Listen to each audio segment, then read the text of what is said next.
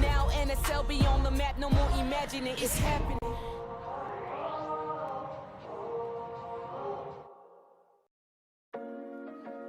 Greetings from our nation's capital, where we're all set to kick off Week 4 of the Northern Super League, presented by BMO, official bank of the NSL. Nigel Reid in the booth, alongside former Canadian Youth International Jessica Lisi, welcoming you to a damp TD Place Stadium as the Ottawa Rapid prepare to face the Halifax Tides. Both clubs have made promising starts to the season.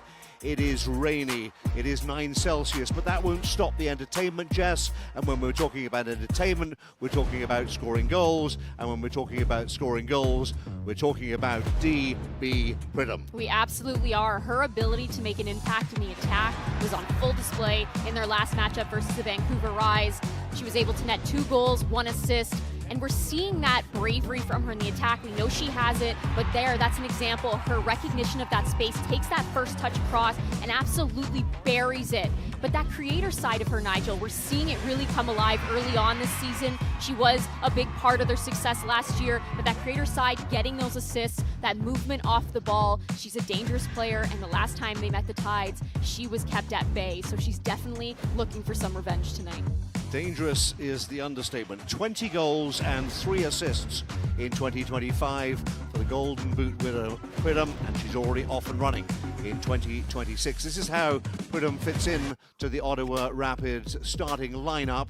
She, of course, is the focus up front, flanked by Belzile and Forbes, and there is one enforced change to the Rapid lineup, and that is the inclusion, a first start indeed, for young Sadie Waite, number 11 there. She'll play in a sort of a number 10 position. She takes over from Mina Lee, the Korean who is injured for this game. Also keep an eye on number 12, Kira Melanhorst, a new name in the NSL this season, but fast making a name for herself with 2 goals and 3 assists. I had a chance to talk to Kira a little while ago.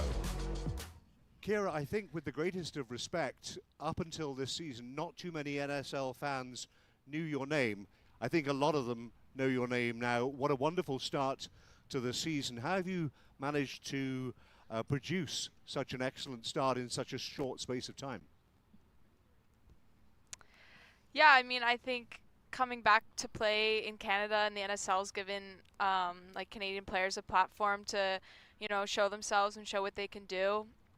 I've known Christina for a while, growing up playing with her, and she brought me into this club knowing what I can do. And her and Kat have instilled so much confidence in me to, play to my abilities. And we have a great team this year, and it's starting to click, so it's super exciting. And you talk about a great team this year. Scoring hasn't been a problem in the last couple of games. You've been involved in that as well, and it must be wonderful to be playing behind somebody like DB Pridham and that offensive threat. For sure, yeah.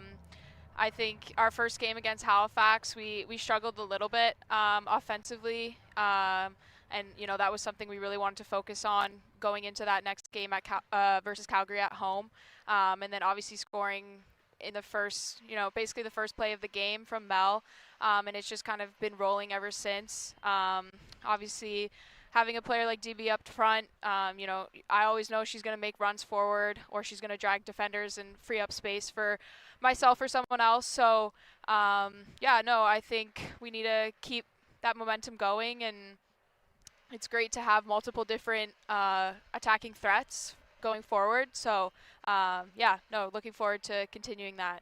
Good luck tonight. Enjoy the game, Kira. Thank you so much. She has fitted in seamlessly at the start of 2026, Kira Melanhorst. Now, what about the Halifax Tides? They were the league's worst team in 2025. They're almost, Jess, unrecognizable at the start of this year. They're reinvigorated, they're fresh, they're hungry, and more than anything, Nigel, they have purpose in the attack. That was something that they really struggled with last time around. We're seeing those numbers in the box, numbers around the ball, the bravery to go at people, and defensively, they're aggressive, they're connected, they're on the same page, and so that cohesion has really been helping them this season so far, and you can just see that mentality swap. And one of the players that plays such a key role in that, the addition of Cho this year, her technicality in the middle of the field, her experience experience, her high IQ, something of, you know, a second coach on the pitch, as Stephen Hart mentioned to us, and that's really helpful. Just her ability to recognize those spaces and really keep that team compact and help build in the middle of the field. As Stephen Hart said to us yesterday, you can't teach experience. 3 Women's World Cups under her belt. This is how Cho fits into the Tides starting lineup there as an attacking midfield option. There are a couple of changes that Stephen Hart has made for this game against Ottawa. Jordan Rhodes wears number 30. The American striker will start up front. It is indeed her first start, and underneath her, wearing number 21, is the Norwegian midfielder Sinna Mu, who makes her debut this evening. Now, part of the reason that Halifax have been better defensively is that there are new names there, but one we should remember from last year is that centre-back Addie Wickers, to whom I spoke just a little while ago. Addie, great to see you. A different looking back line this season, new goalkeeper, new defenders around you. You're the kind of one constant from 2025, but it all looks a lot more solid defensively. Just talk about that and the difference that you've noticed between last year and this year so far. Yeah, I think our staff did a great job of bringing in some really good players, as well as building on from last year. I think we kind of set a foundation, but also built that through preseason with our games, and the new players that have come in have just done a phenomenal job. And I think, like I said, that preseason just really prepared us well for the games coming into the season. First game of the season, you've already beaten Ottawa, so how do you go into tonight's game in terms of confidence and belief? Yeah, I think last game proves that we are more than capable of winning again. There were still so many things to learn from that game, which I think we're going to bring into this game, so it'll be a good match tonight, and we're hoping to come out with another win. Good luck tonight, Addie. Thanks for your time. Thank you very much. The team starts second and third, Jess, in the fledgling NSL table. Addie talking about their win already over Ottawa this season. What does that do for a player coming in, playing them again in such a short space of time? Well, there's a big confidence aspect. This is a team that's riding a bit of a high, right? They're undefeated so far, and that wasn't something that they were used to last season. I think Addie Wickers has stepped up a lot this season. Next to Cardoza, both of them have been solid in the back line. They've been communicating. They've really been sticking to the game plan, as Stephen Hart said to us earlier, Nigel. So, yeah, I think that she plays a big part, and I'm excited to see what she brings today.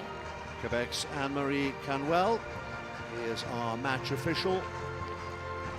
Robert D'Alessio is the fourth official, and between the two dugouts, the technical areas, if you like, and we are all just about set to go to start week 4 of the Northern Super League. Ottawa Rapid, so close and yet so far in 2025, finished second in the regular season, and then their dreams of glory dashed by Vancouver in that dramatic penalty shootout. And Halifax, well, the only way is up, isn't it? That's absolutely true. The only way is up, and they have to keep that mentality, next task mentality every single time. You have a great game, you keep going. If it doesn't go your way, you still keep going.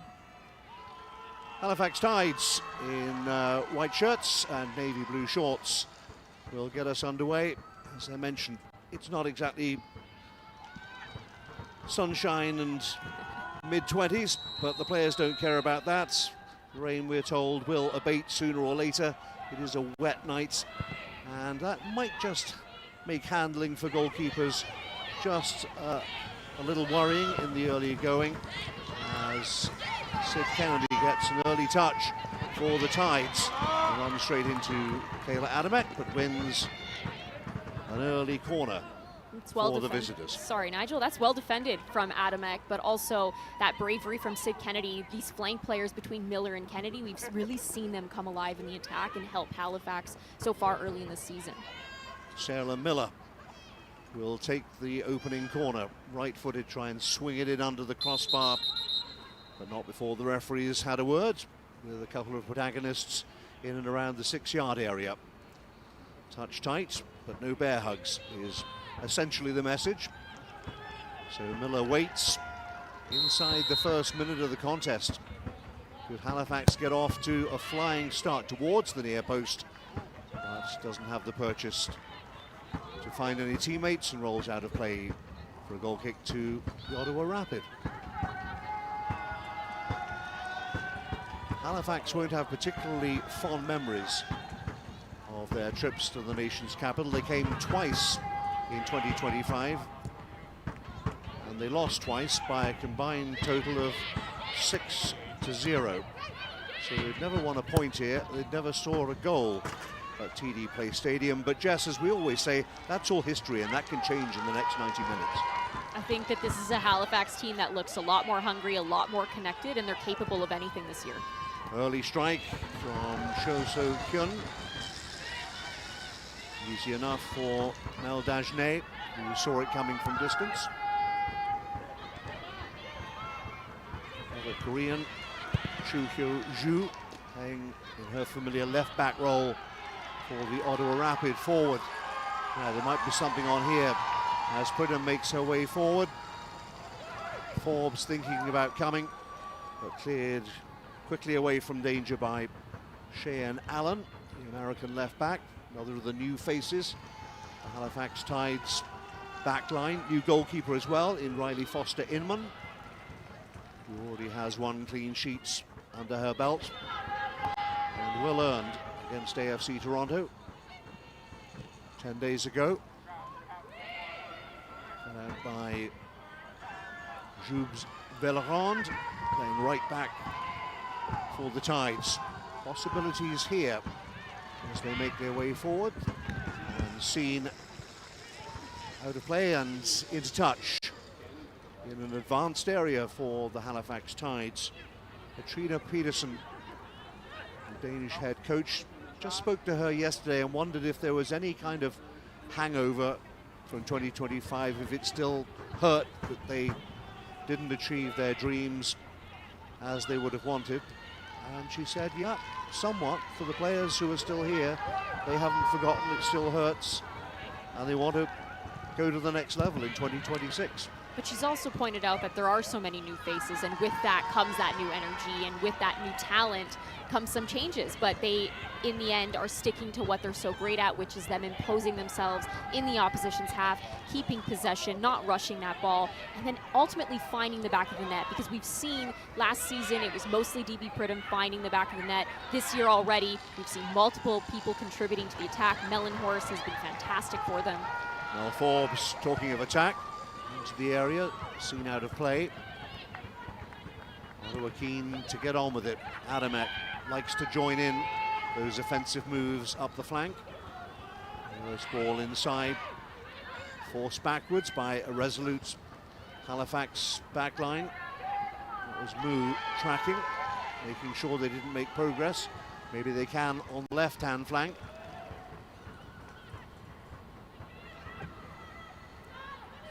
Against Halifax, hold firm. Attempts to win the throw, get themselves up to halfway. Valorant has been a bright spot for them so far this season. You see her here throwing the ball in. She's a player that has been able to help them on both sides of the ball. Offensively, she's very good going at you. She makes great decisions, her ability to cross the ball with precision, but defensively, she's also not somebody that's going to give up. I had the opportunity to play with her in college, and let me tell you, she does not give up. She's going into that tackle at 100 every single time. As you say correctly, a right back, but has already featured on the score sheet against Ottawa earlier in the season, the opening day back in late April, in a 3-1 victory for the Halifax Tides. I think that raised a lot of people's eyebrows, but maybe it means that the Tides mean business in 2026. Move forced backwards. Another of the new faces, Cordoza, represents Jamaica internationally, but from Ajax, Ontario. Cordoza alongside Wickers at the heart of that defence. Now, forward they come again with Valorand, looking for an option. And here, white shirts in the box. And then in quickly is Jung. Not much room to work.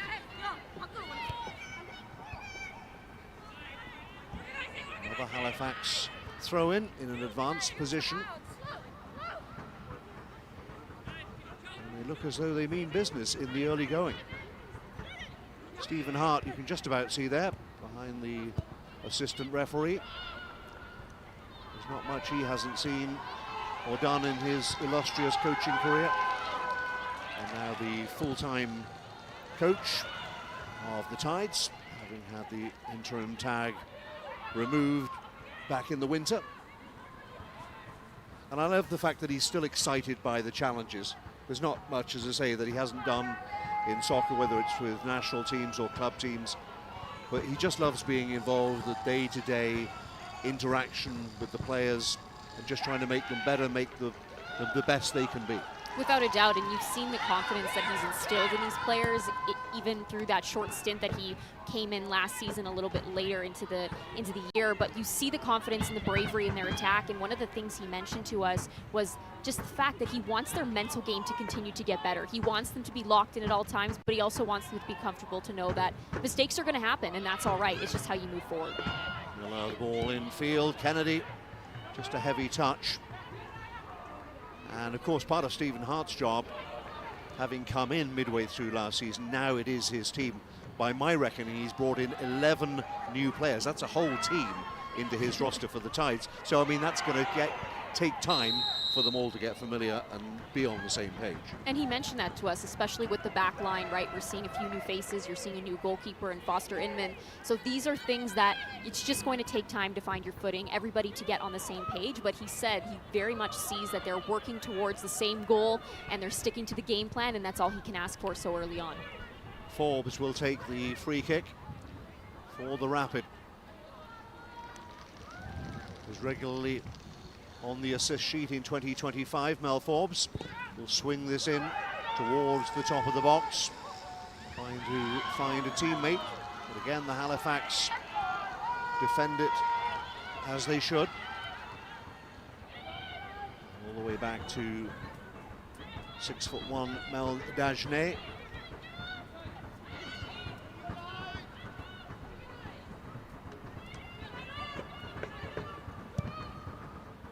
Looking for the early ball wide, but a little too much sauce on that one.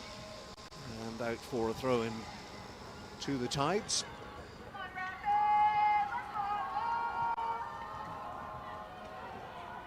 You can hear those fans in the background. It's something that Coach Peterson mentioned to us, how much they love playing in front of these fans and how much they uplift them.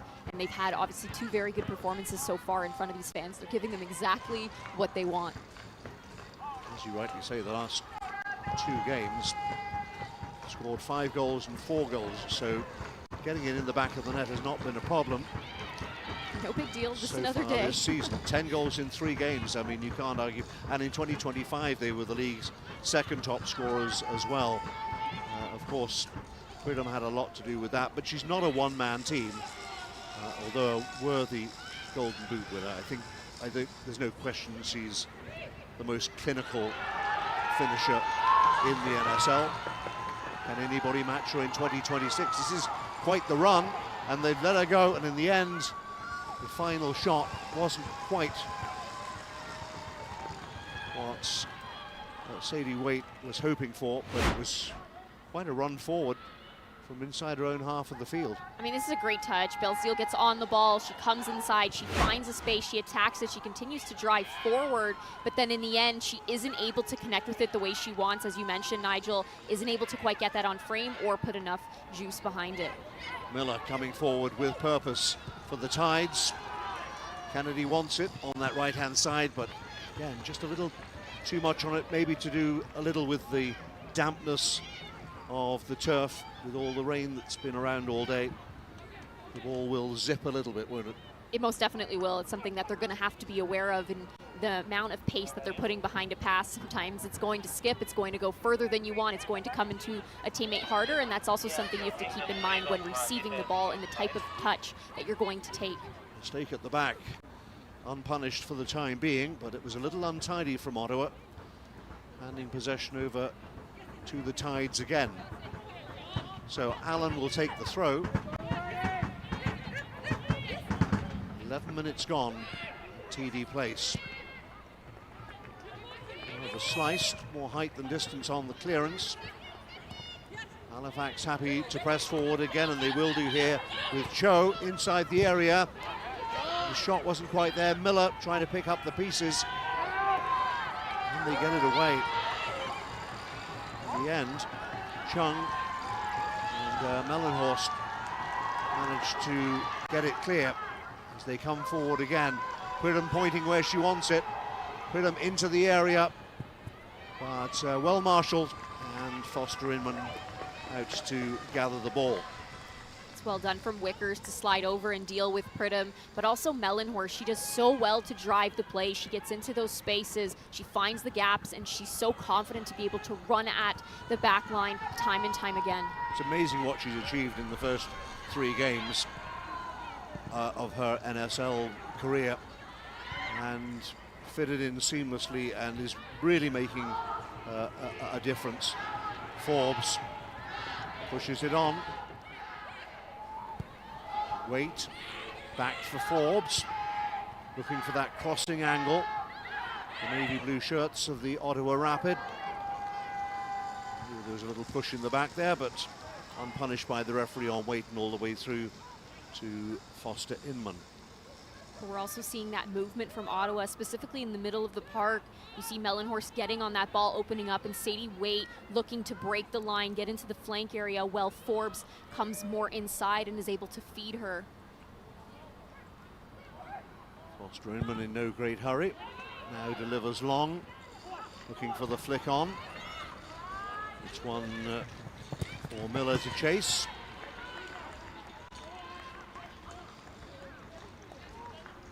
Successfully so. So Allen will trot up the touchline to get it back in play.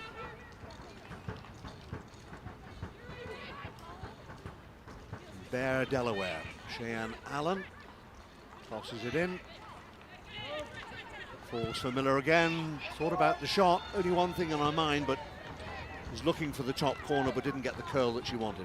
She leans back, she opens up her hips. She's not quite able to get that on frame because of her body positioning. The idea is there. You want a player like Miller to have the confidence to try it. We'll see it again, but it just lands straight on her foot. And you see there her hips are opened up. She's facing away from the net, and unfortunately that's not able to quite come back down onto frame. Adamek. High press from Halifax is having its benefits. They're keeping Ottawa hemmed in defensively. It's tough to do for 90 minutes, but you've got to applaud their work rate, Jess, in the early going.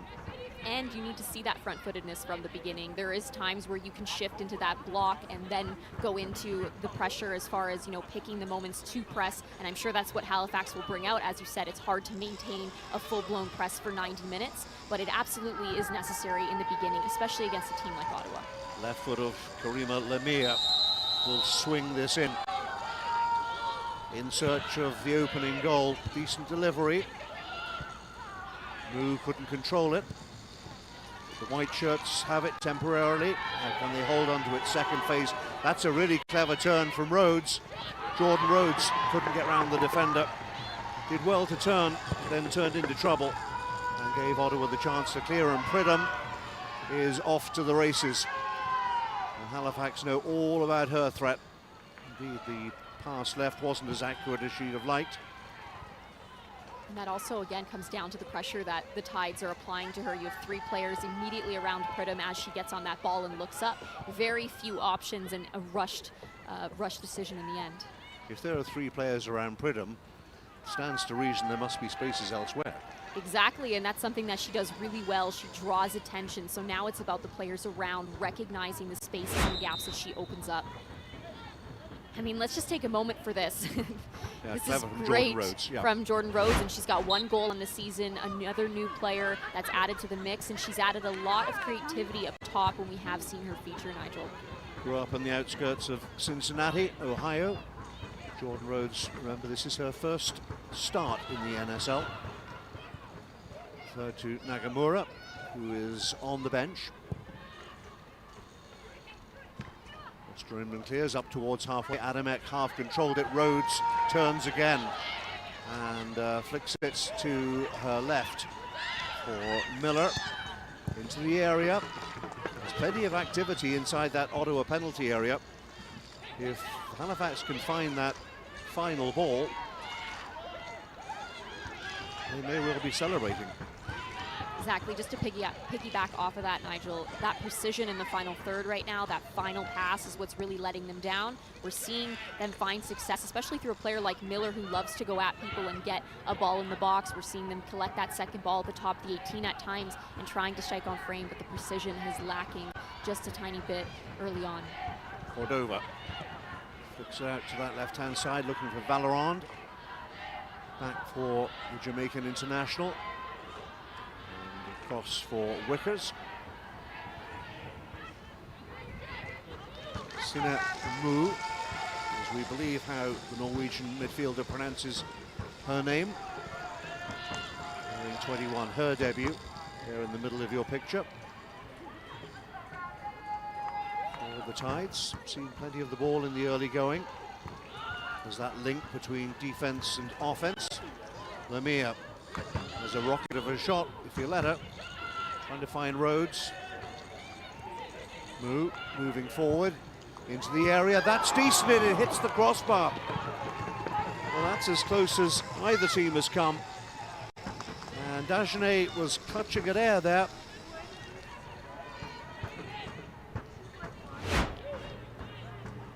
We're seeing a bit of that trend, Nigel. When they do get into the final third, they're dangerous, and that's so close. I believe that's Sid Kennedy that gets on that.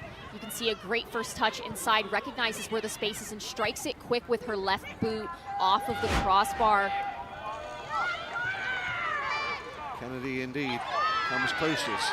Looked like a foul, referee was close by. Waves play on, Adamek tries to release Mel Forbes. Back for the Canadian Polish international, Adamek. Well, you can't say it hasn't been a lively start by the Halifax Tides, fully justifying what we were talking about pre-game. They are more than holding their own. And you saw that 4 shots, 1 on target, so that's where that precision aspect is going to come in. Obviously, we just saw a phenomenal shot from Sid Kennedy, quick decision making, strikes it well with her left boot. We're going to need more of that if the Halifax Tides are going to want to find the back of the net before halftime. A warning shot across the bows, to put it mildly. As far as the Rapid are concerned, Forbes keeps it in play. Drops it inside for Melanhorst. Harris has that range of passing in her armory, but fortunately an offside flag brings that move of potential to a halt, and a free kick to the visitors.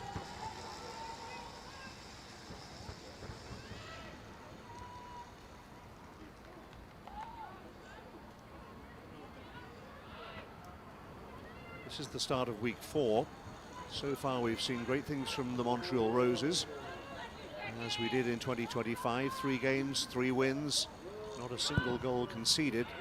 So they lead the league, but if Ottawa were to go on and win this game, they would join the Roses on points at the top of the table. Conversely, if Halifax were to win this game, they would leapfrog Ottawa into second place. So plenty of incentive for both teams in the early weeks of the season.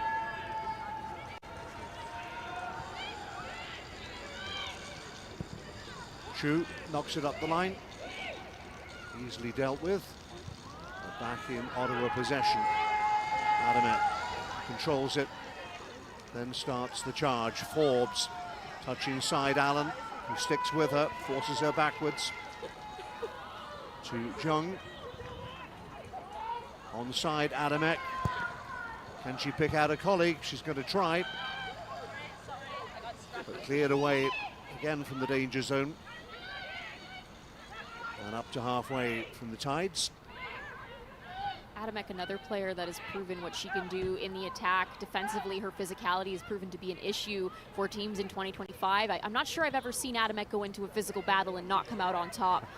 So she's definitely a force when she's out there, but her ability in the final third has also been great to contribute those balls into the box with her delivery. Foster Inman clears, again up to halfway. Intercepted by Jung. All the way back to Dagenet. Harris ponders her options.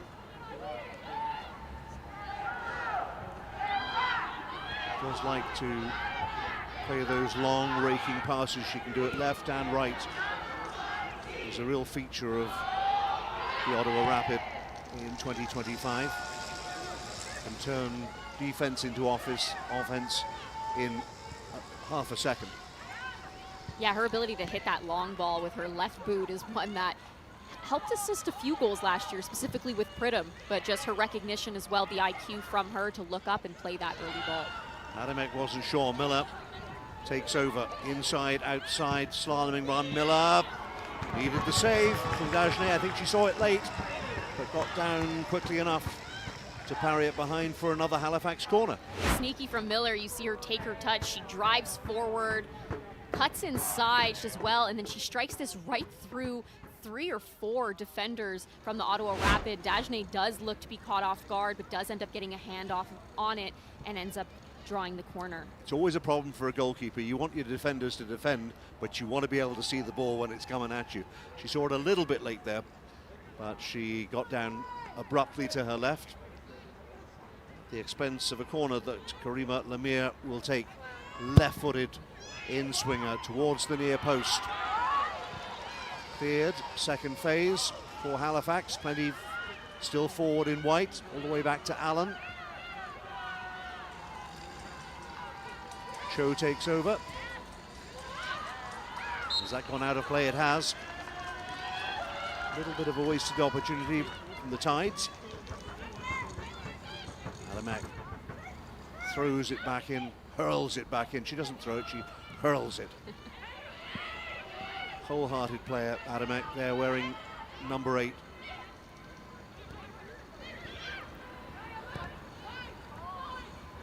Have the ball for Melanhorst, and referee just spots a trip by the Norwegian move on Melanhorst. Waited to see whether there'd be an advantage. There wasn't, so eventually blew the whistle for the free kick. And that partnership between Jung and Melanhorst is also really starting to develop. You see it there with a great look up from Jung, finds Melanhorst in that half space, is able to get on it. But that partnership is definitely flourishing, and we're so early on in the season.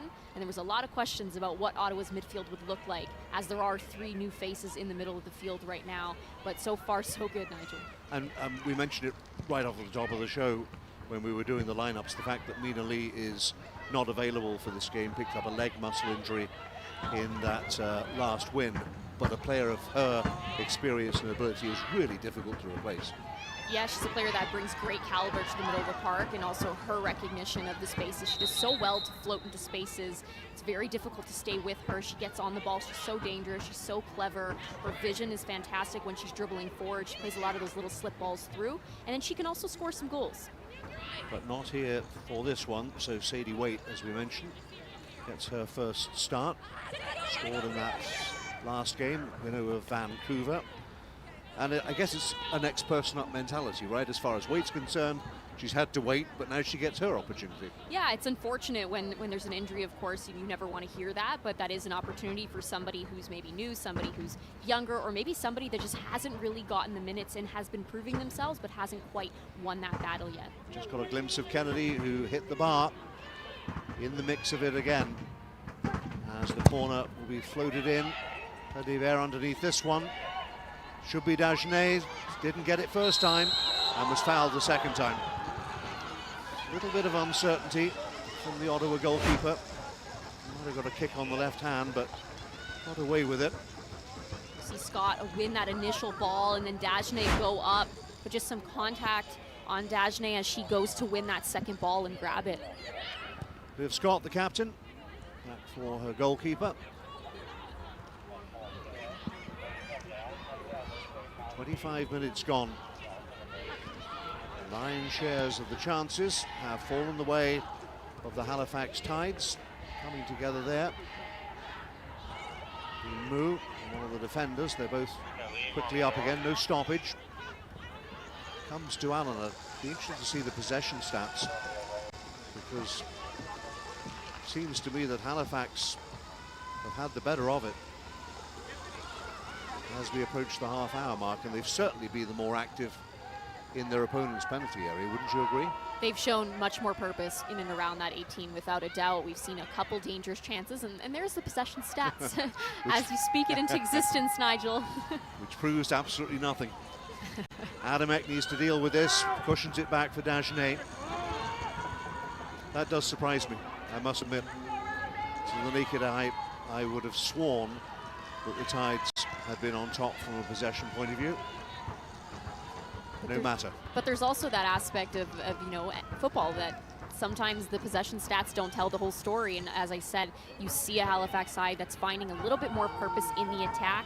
We've seen some good stints from Ottawa, some good moments, but overall they're not imposing themselves like we have been seeing them do in the last 2 matches. Allen, ricochet off Adamek, throw for Halifax. There's an intensity and a purpose about Halifax and the way they're going about their business. Cho, half the way. Took a deflection. It will indeed be an Ottawa ball midway inside their own half of the field. Adamek throws it in. Britta makes her way forward, having won another throw-in.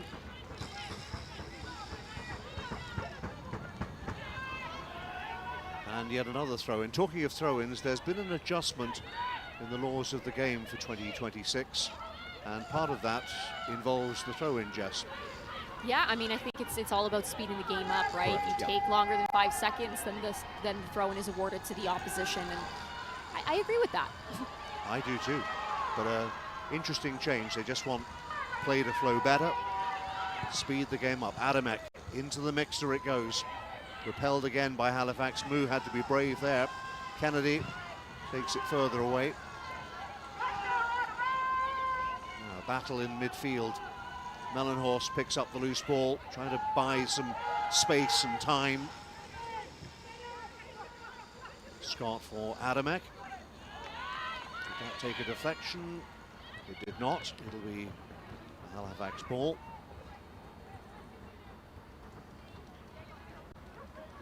So in other words, when you have a throw-in, get on with it, because if you don't, the opposition will take over. One of the subtle adjustments that are just being brought into play for 2026.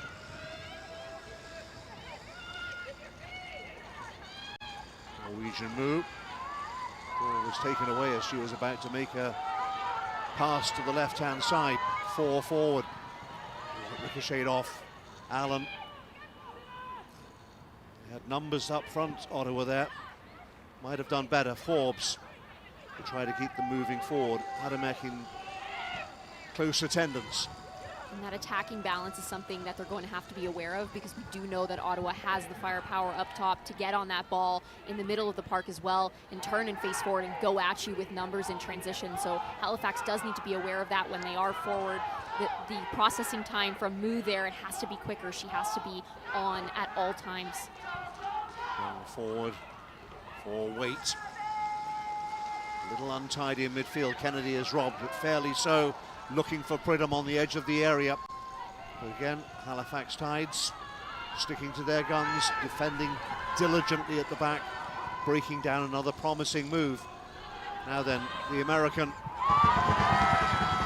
Rhodes went for goal.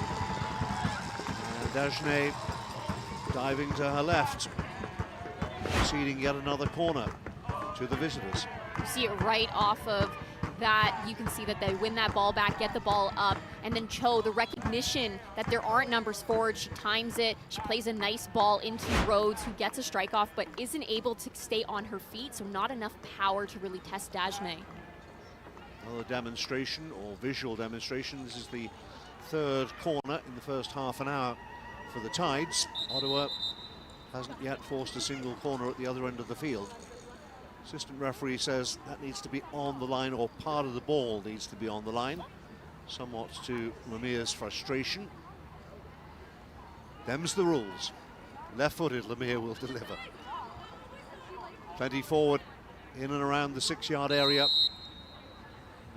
Referee says let's get on with it. Lemire towards the near post, that's dangerous. And Dagenais had to be brave and got maybe a little fortunate to hang on.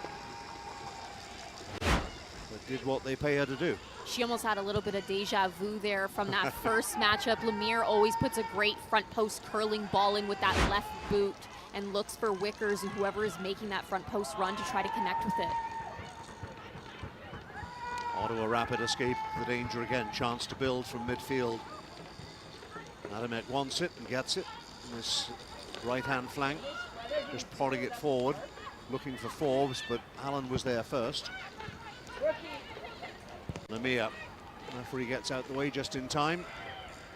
Kennedy, who's been the closest of anyone on the field to scoring, and takes a deflection, and possession is turned over. Forbes again, waiting for a little bit of support to arrive. It does in the form of Melanhorst. Belzile on that far side, thinks about it. Pridham took it first time. But it squirted 4 or 5 yards wide of Foster Inman's post. We're continuously seeing what happens when Belzile has the confidence to take that touch inside and look up. She does so well to drive forward, finds the space, plays the ball straight into Pridham. I don't think Pridham realized how much time she had. You see Wickers just a step back. She has so much time. She's able to take a touch there and strike that a little bit better, set up her body to be able to get that on frame. But that's part of the secret of Davy Pridham. She does things that other players just can't do, and she often does them very quickly before defenders have a chance to set themselves. You're not wrong, and she's not used to having that much space. Normally, someone is right on her back. Right. No time and space for her to make a decision. Week 4 of the Northern Super League, presented by BMO, official bank of the NSL.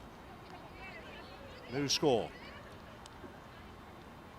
between the Ottawa Rapid and the Halifax Tides, starting the night 2nd and 3rd respectively, behind the Montreal Roses, who boast a 100% record in the hurling going. 3 wins from 3, and yet to concede a goal. A little bit of deja vu from 2025. Referee has decided that someone was straying the wrong side of the last defender. Offside the call. Foster Inman will take her time.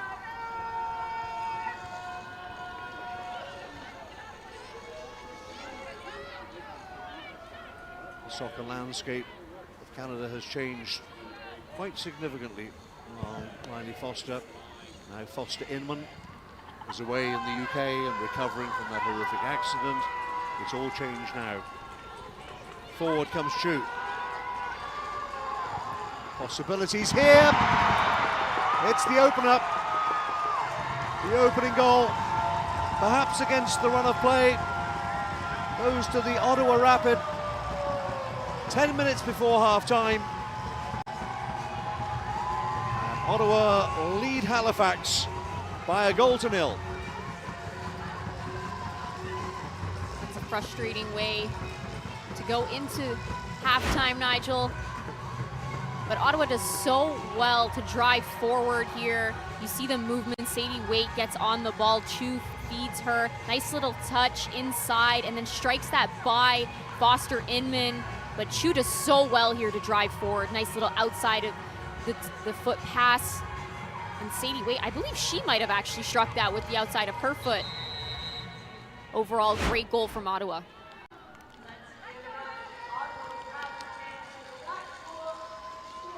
Second goal for Sadie Waite, scored against Vancouver. And now against Halifax Tides. So back-to-back goals for Sadie Waite, making her first start for the Rapid. Took the pass, had the confidence to just keep going and let fly.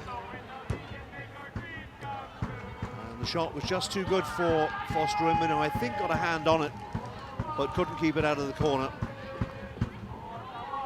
And the Rapids are in front. Sid Kennedy tried to take it forward first time. Well, that'll settle Ottawa down, and I've got a feeling Halifax might just feel a little aggrieved to find themselves a goal down after what they've done in the first half an hour. Without a doubt, and this is where your mentality is tested, Nigel. Can they keep it up? Can they keep that pressure up? Time their pressure as well. The timing of it is the most important thing. It's not about, you know, running like a chicken with your head cut off. It's about timing that run, applying that pressure, forcing Ottawa into the areas, and controlling the space when you do push them into those areas. So can they continue the front-footedness that we saw early on? Adamek is trying to make sure they do. In the rain, and then a foul. And the Norwegian move is getting a second talking to from Anne-Marie Canwell, the referee. I've got a feeling that might be a final warning before the referee reaches for her pocket. You'll see there, Forbes is gone. Forbes is gone, yeah. And just a fairly obvious shirt tug. I think perhaps Moore is a little fortunate not to get a yellow card for that. But she's been given a lecture by the referee, and I think the message is pretty clear. So, Forbes gets herself up, delivers the free kick, something perhaps off the training ground. It'll make its way into the area, a little bit of confusion. Allen slices it out of play. Adamek again, waiting for some movement. Adamek, has she got room for the cross herself? Forbes takes over. Jung forced backwards for the time being, but plenty still forward in navy blue for the Rapid as they look to build on that lead before half-time. Allen again intervenes at the expense of another throw.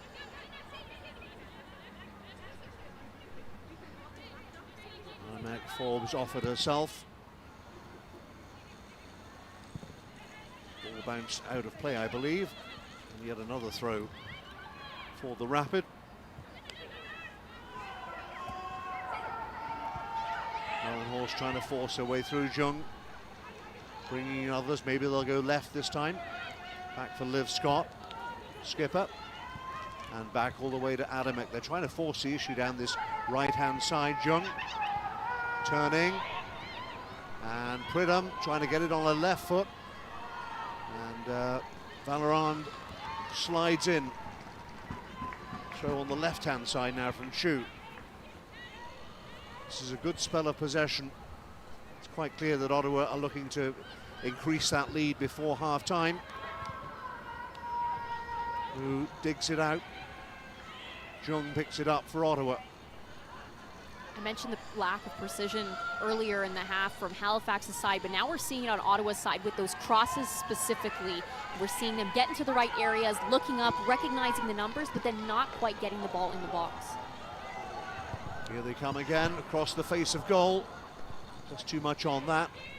And it'll run away, this time harmlessly, for a Halifax throw. Allen still deep inside her own half of the field, level with the edge of her own penalty area, or thereabouts. Needs to get it in play.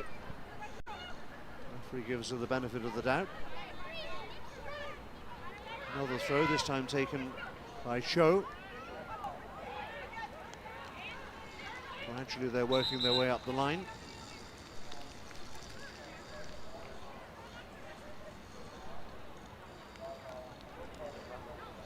Allen again. The Tides seek an equaliser in the closing 5 minutes of the first half. Moved off the ball, fairly in the opinion of the referee. Harris first time for Chu on that far side. Back for Harris. Looking for that long pass, thought about it. In the end, settled for the square pass for Scott. And immediately gets it back from her captain. Back for the Korean Chu on that far side.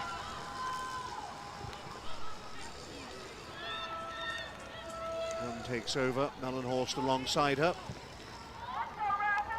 Adamek seen plenty of the ball in the first half, both from a defensive and an offensive point of view. Scott, Melanhorst, another option as they start to build. Pridham will try put some pressure on Foster Inman. And the clearance straight into touch.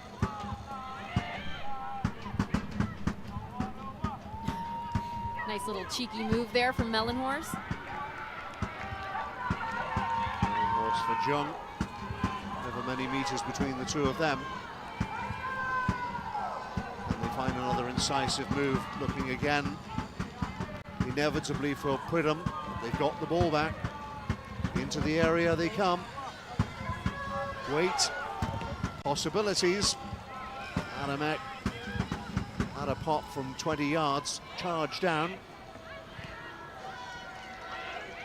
But an intense spell of possession and intent from the Rapid. Scott took a deflection. It'll be an Ottawa throw in the closing minutes of this first half. I suppose you might say, as you look back on this first 45 minutes, it's going to be an Ottawa free kick. That the Rapid, Melanhorst might be in a little bit of discomfort there, holding that right foot. No, she's going to be okay. That while Halifax certainly made the early running, I suppose if you're an Ottawa fan, you'd say, well, we weathered the storm and we've now come to play, we've got the lead, and now we're controlling the game. And I'd agree with that statement. I do think that we saw Halifax come out on the front foot. They created much more than Ottawa early on as far as having purpose in the attack. However, we've seen that shift. We've seen Ottawa become very confident when they have the ball. As I said, their strength is to impose themselves in the offensive third, in the opposition's half, and we're seeing them do that a little bit better as the half continues on. Valoran was in quickly and starting the counter-attack. Rhodes inside. This is Rhodes looking forward. And Sid Kennedy couldn't quite get on the end of it.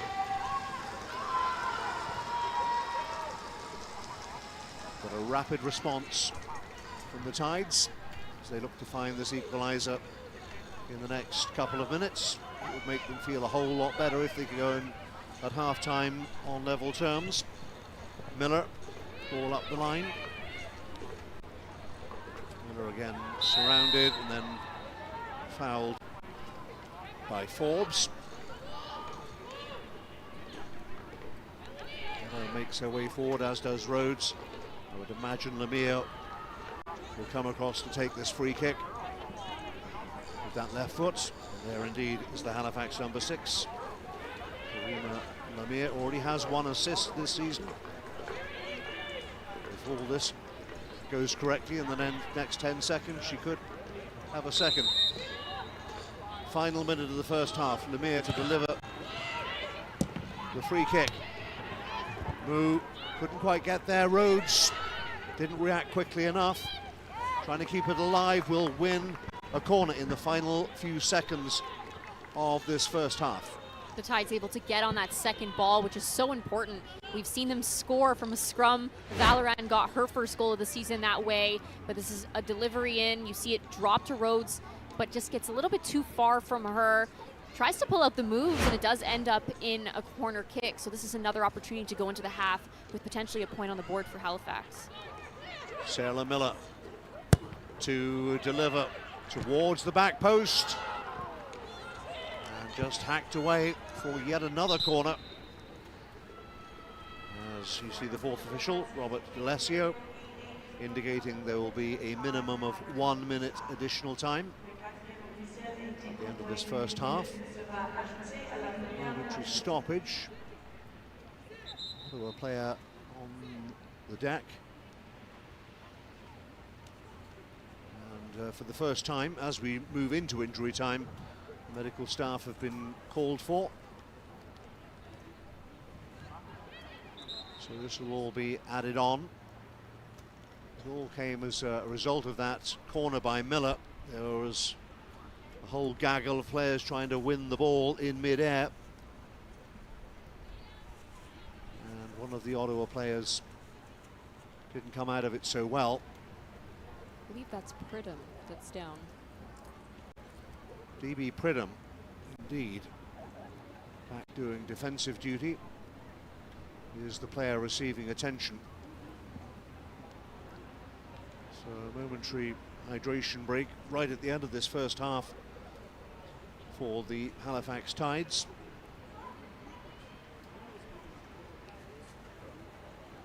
Kira Peterson has a look of concern on her face in the rain.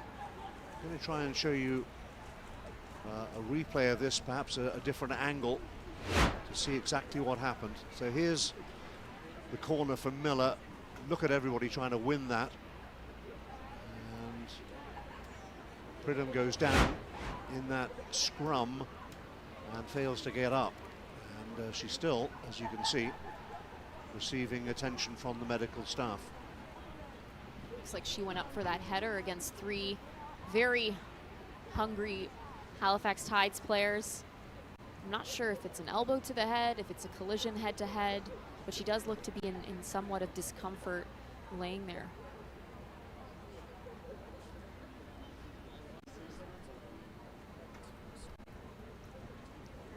Kira Peterson talking about the possibilities. Oh, she may have to adjust her halftime team talk here, because Pridham, well, she's beginning to move now, which is good to see. She's sitting up, but she must have been on her back for a good 90 seconds receiving attention. And of course, whenever there is even just a suggestion that there's a head injury, the referee of course is obliged to stop the game. Yeah, and that's exactly what we're seeing happen. She does look to be in quite a bit of discomfort, but she is back to her feet, so hopefully all is well and she's able to continue on. Well, if there's anything else, if there are any, I mean, we've only got seconds remaining in this first half. Pridham, as you can see, just feeling her left jaw, maybe her left ear, maybe it was a flailing elbow as all those players went up to try and win the ball, and Pridham was just doing her job. I don't think there was anything particularly malicious, but she certainly didn't come off the best out of it. But it's good to see her up and walking unaided to the touchline. Top scoring teams so far in 2026, well, it was 10 in 3 for the Rapid before tonight, and now Waite's goal makes it 11 in 3.5.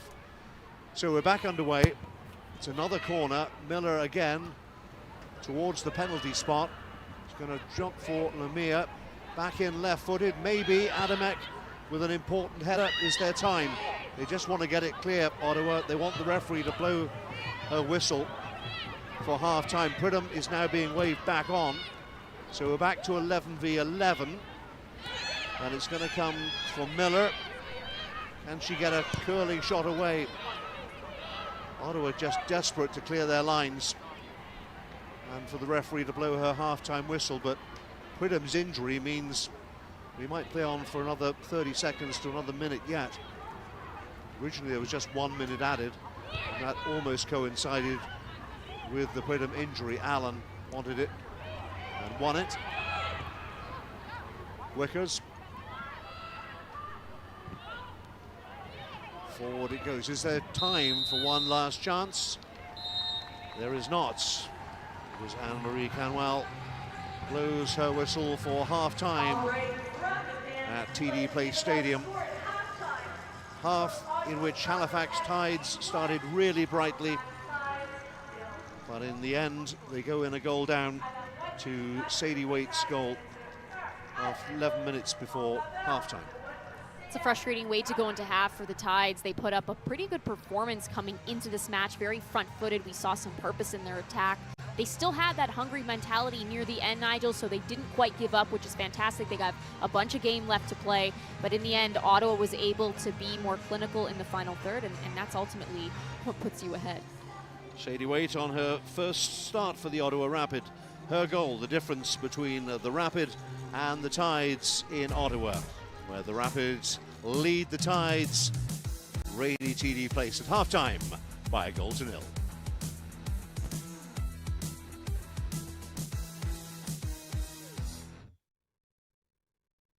And that's it! History made for the Vancouver Rise, your first ever Northern Super League champions! In the beginning, we didn't really do it as a team, and we came together, and I do think that helped us win the final because we knew how to respond when maybe things were not going our way. Maybe we were the better team for the whole season, but on that day, if you don't win, you're not going to win. It felt like a full circle moment. Sometimes that's just the way the sport goes. It doesn't go your way, and you kind of just have to accept that. It was like a battle, but so rewarding.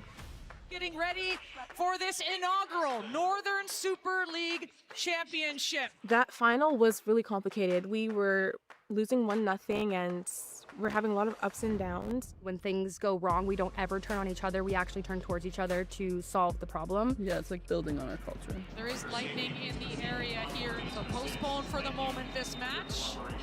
We kind of thrive in those uncomfortable situations. So it was no panic for us. This is so late, but I was like, this is gonna be like a turning point. It's gotta be. Like, it's a lightning storm. What do you mean? Like, that's wild. And then you balled. Corner kick. And it's in the back of the goal. There'll be a unlucky bounce or an unlucky goal, and that's just something you got to face. We looked at each other in the huddle. We're like, you know, let's go. I remember looking up at the clock at like the 75th minute, and I was like, we can win this. Forward ball, it's a nice one. She's got an edge on Burns. What a finish! Vancouver Rise up 2-1. I couldn't stop smiling and just seeing my teammates and knowing the journey that we took to get to this very moment. Only we will know how hard that was. Still think about it sometimes. We showed that we were the better team, and I think we deserve more. To do it together was monumental and a really special year.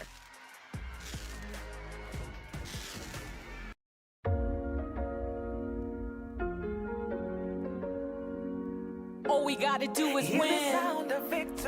So if they sleep on you, tuck them in. Meet me at the top. If you bought, I'll drop my pen. So many stars in the making. Thank you, thank you. Built to thrill. Whoa. Eyes on the prize, I say passionate. I got the sauce like Diana, vision like medicine. They say patience is a virtue, so I went around the world and back again. Now NSL be on the map, no more imagining, it's happening. Collect the CAD and let it flow like the tides, call that currency. Born in Toronto, AFC, pay the pathway for the kids so that they can dream. Say la vie, if you work hard, it's game time, let's put the ball in motion.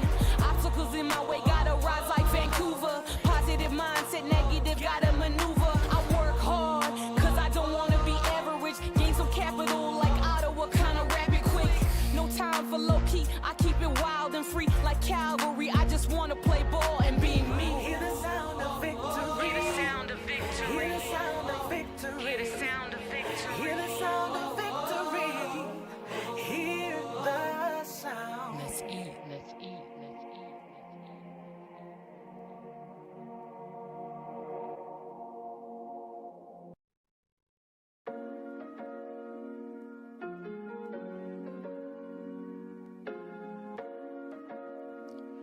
It is week 4 of the Northern Super League 2026. It's a rainy night in our nation's capital. The Ottawa Rapid leading Halifax by 1-0. NSL is presented by BMO, the official bank of the NSL. Nigel Reid and Jess Lisi at the mic. And Ottawa, well, they had their chances, but it took a while for them to break through, didn't it? And one of those players that really stood out was Belzile, her ability to find the middle of the field, to find that space, cut in. But on the opposite side, Nigel, we really did see a front-footed approach from this Halifax Tides team. The abilities of Sid Kennedy obviously hitting the crossbar, Sarah Miller cutting inside, seeing the space, getting that through 3 or 4 Ottawa defenders, a shot on net to test Dagenet. So we are seeing them come alive. It's just about that precision and being clinical. Here's another look at Belzile cutting inside, finding Pridham. Pridham has more time than she thinks she does. She tries to strike that first time with her left boot, but isn't able to connect with it. And then we go to the goal, and this is so fantastic. You see Chu driving into space, nice little outside of the foot touch. Sadie Waite recognizes that she has to come back across, and then outside of the boot from her. What a great goal. Second of the season for Sadie Waite. And we spoke about, you know, stepping into that role. It's big shoes to fill, but my goodness, has she done that so far. 2 goals in as many games. It's an easy game when you can do it like Sadie Waite does. Her first start of the NSL season, and it is her goal that separates the Ottawa Rapid from the Halifax Tides. Here are the first half statistics, and they make interesting reading, don't they? Because we talked so much about the Tides and their offensive threat in the first half an hour or so before that goal, and that is really borne out by what they did offensively. There was a bit of a momentum shift we saw early on. We thought the Halifax Tides were fully in control of the possession, but we saw that Ottawa actually was. And near the end, you see 3 shots on target for the Tides, 2 from Ottawa Rapid. So it's just about being more clinical for the Tides, and obviously the Rapid were able to do that. 6 corners to 0 in favour of the Tides, but they trail at half-time in the rain by a 0-0. Stats can be strange things. You can massage them any way you like. Second half is coming up very soon, but for the moment we'll leave you. And Halifax looking to get back in the game in the next 45 minutes at TD Place.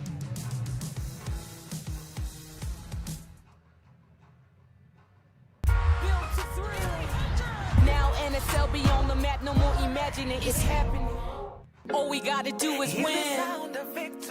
So if they sleep on you, tuck them in. Meet me at the top. If you bought, I'll drop my pen. So many stars in the making. Thank you, sing. I am honored to have my voice a part of the soundtrack. I've been dreaming to come back to Canada and play in a professional league, to speak about it in my music. That's really cool. And I think it's very relatable for a lot of other players. We've been waiting so long. Not often you see an athlete who does things outside of their sport. I've been making music for a long time, and some of it's about my career. So it was really cool to be given that opportunity to express myself, express my journey. This is also a little bit personal for the artist that I work with, Jamila, because it was during a time where I was undergoing chemotherapy. She loves music and she loves performing and everything like that. And she told me music is my therapy, Tiff. And I thought that was so important for her to be a part of this project because she's such a strong woman. Collect the CAD and let it flow like the tides, call that currency. Born in Toronto, AFC, pay the pathway for the kids so that they can dream. When I was asked to create the song, I knew that it had to be inclusive of all teams. It couldn't just be about, okay, I play for the Tides, let me just talk about the Tides and let me talk about the NSL. It had to be inclusive. What would I want to hear when I'm in the locker room? How would I want to be pumped up? And what would players want to hear? Put a line about Diana Matheson and Christine Sinclair. Those two were great advocates for, Canadian football. Eyes on the prize, I say passionate. I got the sauce like Diana, vision like Matheson. They say patience is a virtue, so I went around the world and back again. Now NSL be on the map, no more imagining. I want fans to literally feel like they're ready to win. Win in life, win on the field. This song is not just about football for me. It's about getting up and doing what you love. Reminding yourself that having a positive mindset and pushing towards the things that you want to achieve is so important, especially if you believe in what you're doing. It's our time right now. Time for women to just uplift, so I think this is the perfect time. Wicked bud!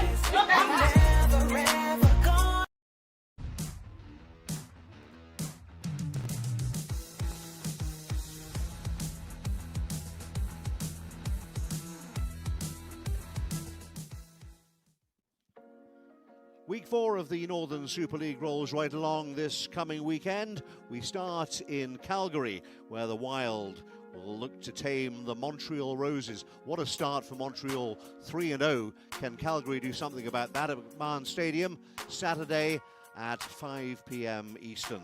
Then on Monday, we are down east for the Halifax Tides, and their home game, the first of a few for the Tides. They take on the reigning champions, the Vancouver Rise, at the Wanderers grounds. That's Monday, May the 18th at 5 p.m. Eastern.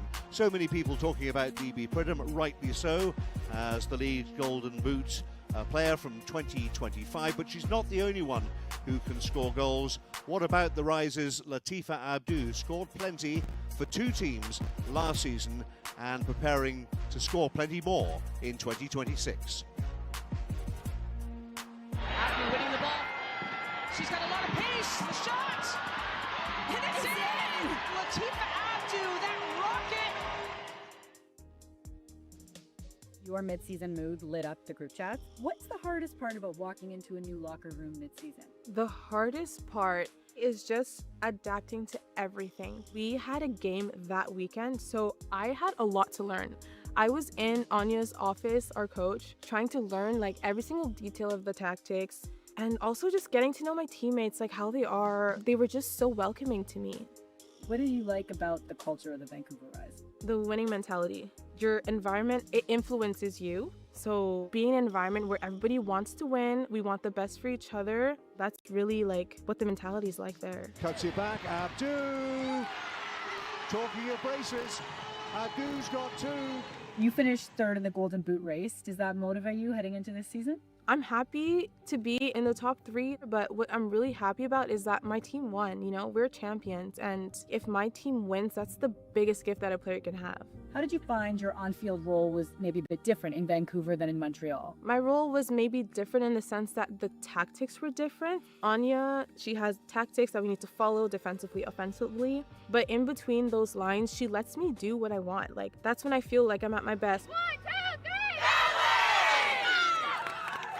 Yeah, I think she's like a really exciting presence up top. Like she adds a lot of energy. I wouldn't even know what to do when I celebrate a goal, but she looks like so sick. She does. She has like an aura about her. Yeah, I'm like, that's so cool. I'm a fiery person on the field. Without all of that energy and fireness in me, like I would not be the player that I am. How do you stop Latifa Abdu? I will be satisfied this season if my team truly believes and sees that I gave my everything.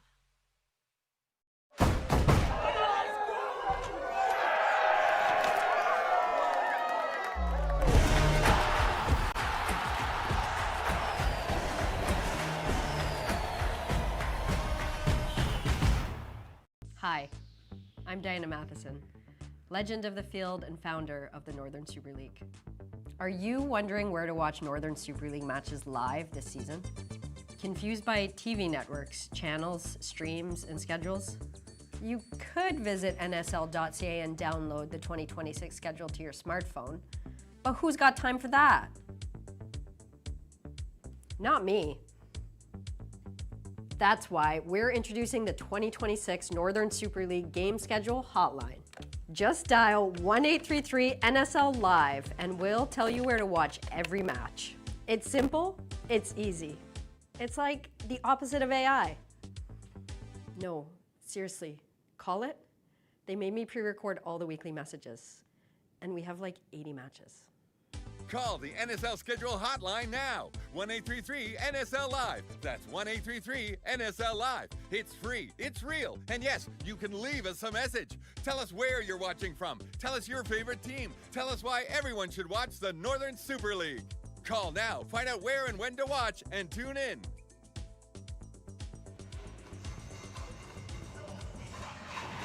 A very warm welcome back to a rather damp TD Place Stadium in our nation's capital in Ottawa, as the Halifax Tides in white shirts and navy blue shorts come out for the second half, probably wondering how they're trailing in this game, but trailing they are against the Ottawa Rapid. Got all the way to the semi-finals of the playoffs. We need to suffer the heartbreak of a penalty shootout loss. The Vancouver Rise, the eventual champions, the back end of 2025. We're told the rain is going to stop, but there's plenty of ponchos still around. Sadie Waits, her first start, has punctuated it with her second goal of the NSL season. 2 goals in as many games. We were talking about DB Pridham, but she's not a one-man team. There are other goal scorers on this Ottawa lineup. And Sadie Waite is one of them. As we spoke about, she's able to come into this lineup, and when you get those moments, Nigel, to really present yourself and show what you're capable of, sometimes those opportunities don't come, but when they do, you have to make the most of them, and Sadie Waite is doing that. And as you said, a lot of players contributing. Melanhorst, Sadie Waite, Chu, there's so many players that are contributing to the attack so far this season for the Ottawa Rapid. Yeah, it's a bit chilly out there, but I'm sure Norwegian Sinamu has played in colder conditions in Scandinavia. Kickoff time, it was around 9 Celsius and raining, a little blustery. hardly ideal, but the players don't care about that. All the players care about is 3 points in 45 minutes from now.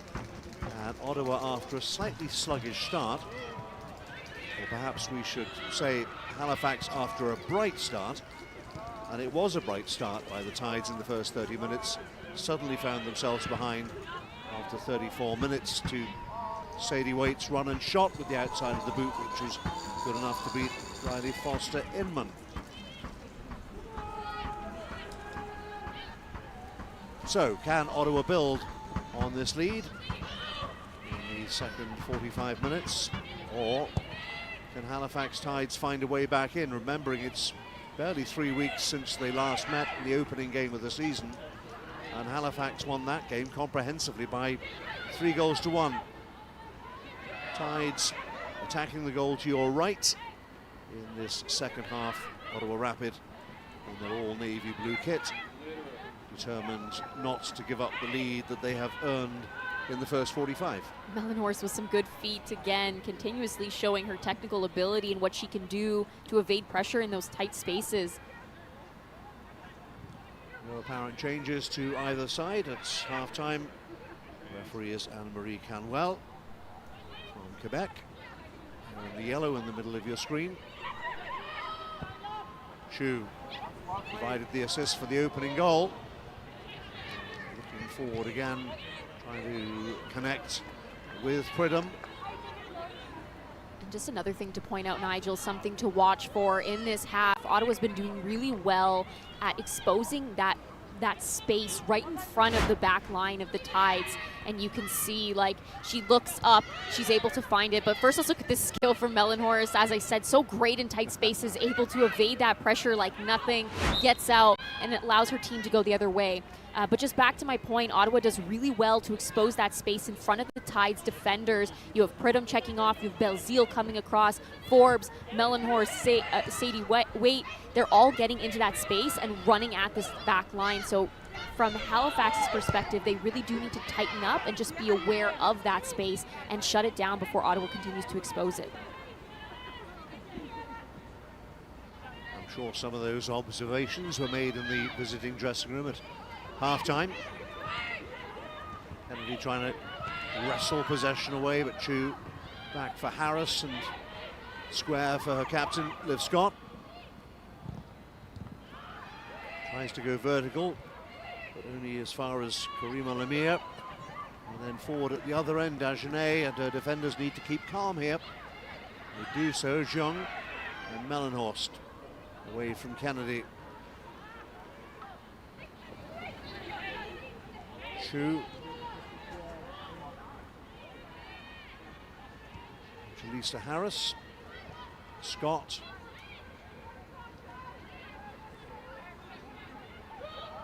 Liv Scott scored in both home games against the Halifax Tides in 2025. Mel Forbes has come over to the left-hand side at the start of this second half, which means presumably Belzile has moved over to the right-hand flank. Chu picks it up 30 yards from goal. Thought about the strike and frankly had better options. Well, wide, didn't trouble Foster-Inman.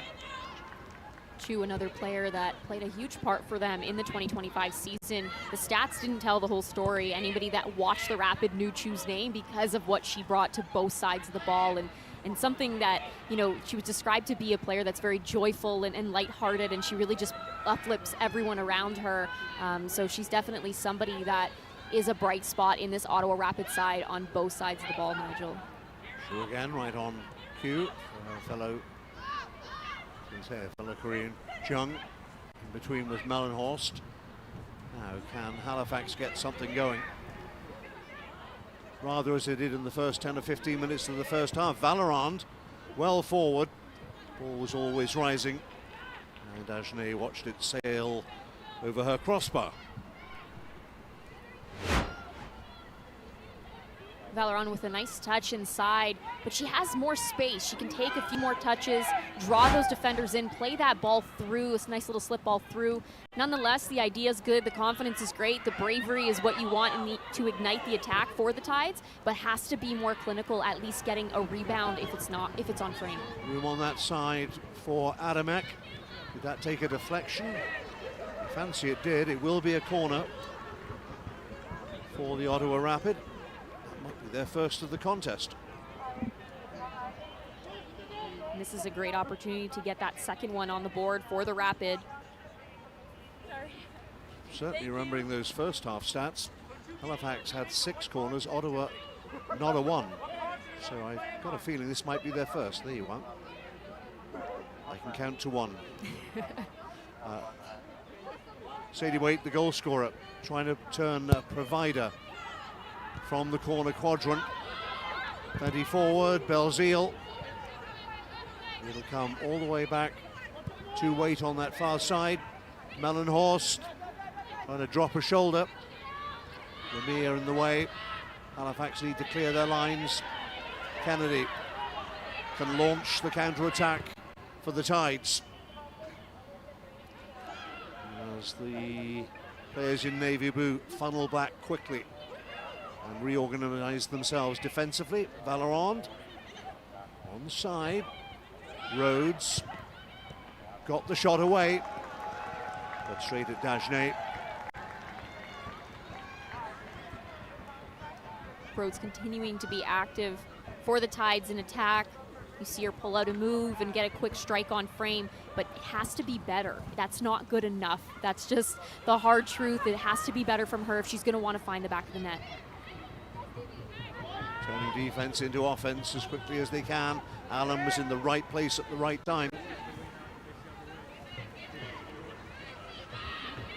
Halifax trying to impose themselves on Ottawa, very much as they did in the first, I want to say 20-25 minutes of the first half. But Ottawa clearly buoyed by that opening goal. Valeron plays it forward, gets the return, and then a miscued pass straight out of play. Chu with the throw for Ottawa, finds Harris.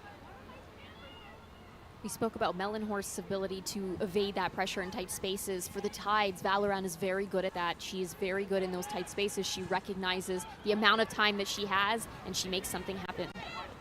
Adamek gets a fortunate deflection for Ottawa. Will be a throw.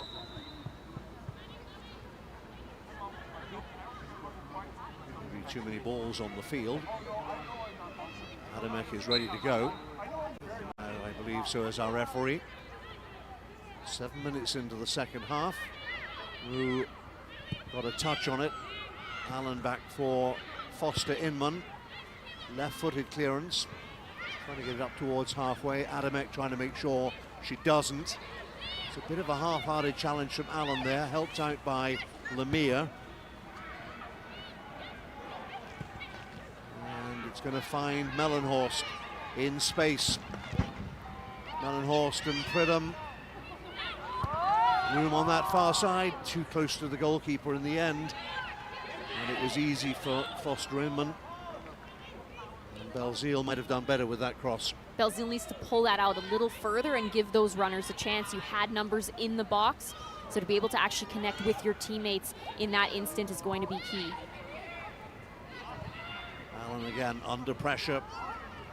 Can't afford a mistake, manages to find a teammate. And Halifax are dispossessed again. Zhang on the edge of the area. Zhang again. Now can they find the right service this time? Looking for that clinical through ball. Shot comes in the end. And Foster Inman had to reach high above her head to pluck it out of the sky from Belzile. Belzile proved to be an issue in the first half, and she's continuing to come alive in the attack in the second half. She cuts across, comes to her left foot because she gets that ball back and then strikes that, but Foster Inman with some good hands keeps that out of the back of the net. Harris to restart for Ottawa, who have had the lion's share of possession at the start of this second half. Halifax have had trouble getting out of their own end. And here they come again. Thick on, this time from the goal scorer. Waite continues her run. Waite into the penalty area. Everything to her left. Needs to be cleared. Cardoza does just enough. Again, Ottawa looking hungry. Every time they lose the ball, they're on it. They want to get it back. Harris, safety first defending. One of the things that Katrina Peterson mentioned to us, Nigel, when we spoke to her, is that the fact that they do have such offensive-minded midfielders requires a different look to this back line, and she wants them to be super aggressive coming out and choosing to press, but also needing that attacking balance and that recognition, and that's what we're seeing, as you just mentioned. They're aware of the numbers that need to be back and what needs to be done to stop that transition early.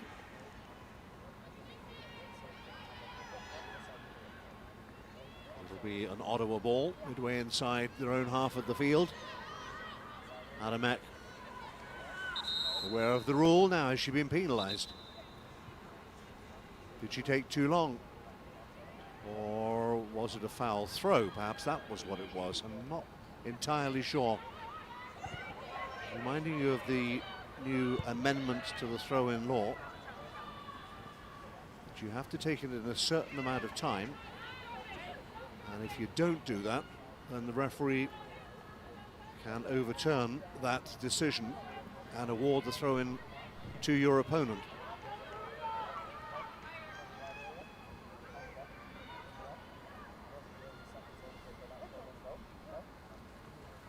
Adamek again. This time it's a better throw. It's going to break from Melanhorst. And now for Harris. And for the Korean left-back Chu. Forbes hugging this near touchline. He's ignored. Harris purposely forward. Now it'll come for Forbes. And all the way back to Harris. Now that's that long ball that she loves to play, and that's why. What a great ball inside. And Adamek, everything to her left, and Pridham couldn't get the purchase, but the ball forward from Julissa Harris was perfection. Over the top of the fullback, and Adamek into the penalty area. And Ottawa, I guess, would think that they should have scored a second goal from that. The ball forward, but also that touch from Adamek. Perfectly weighted, she brings it down, she takes a touch across, continues to drive forward, and then cuts that ball back to Pridham. But as you said, there wasn't much there. And unfortunately, Pridham is a player that does need a little bit of space, as we all do, when you're in that position. So there are numbers around her constantly, isn't able to be able to connect with that. But absolutely, they're in a position where you want to be able to score when you're inside the 18-yard box. Movement on the Halifax Tides bench. Looks like Stephen Hart's going to make a couple of changes. Perhaps at the next stoppage in play, we'll deal with that in the fullness of time. For the time being, it's the original 11 he selected. We're hearing that perhaps Kennedy and Moo may be replaced. We'll confirm that in a moment. In the meantime, Allen wants to get on with it. Pulls it down the line. Lemire feeding Miller. It runs out of real estate, and it'll be a throw to the Ottawa Rapid. So the change is not yet made. Play goes on.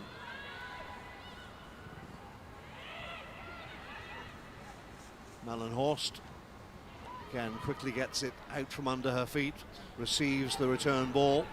Now she's looking offensively, forced back for the time being. She's not the tallest, I think she's only 5'2", 5'3", but she's strong in possession. She's difficult to push off the ball. Belzile has Forbes to her left. Might have done better to use her. Forced backwards for the time being for Harris. Scott for Adamek. Melanhorst glance over her shoulder. Good first touch. Wait, Out of the area it goes again. They're lining up, they're waiting for the ball to come. How far will it come? Lemire needs to just get rid and does.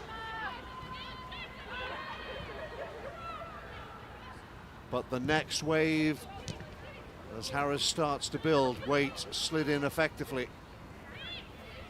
Sadie Waite again, her goal is the one that counts so far. Forbes goes for goal! And it needed an acrobatic save from Foster Inman to deny Mel Forbes, who wins a corner. The midfield fluidity continues to give the Halifax Tides a hard time. They're doing really well, Ottawa, to get into that space. You see Melanhorst get on this ball, play a nice little ball to Melanie Forbes, who strikes it first time with her left foot. Foster Inman hitting that right over top of the bar for a corner kick. Lawrence Belzile is being replaced by Nicola Golan. Natural left footer to play as an orthodox left back, but it can also push further up the field, which I'm assuming she will do with Chu still on the field. A couple of changes as well for the Tides, but Halifax have a corner to defend. Foster Inman thought about coming, who got the last touch. It's going to be another corner, I believe.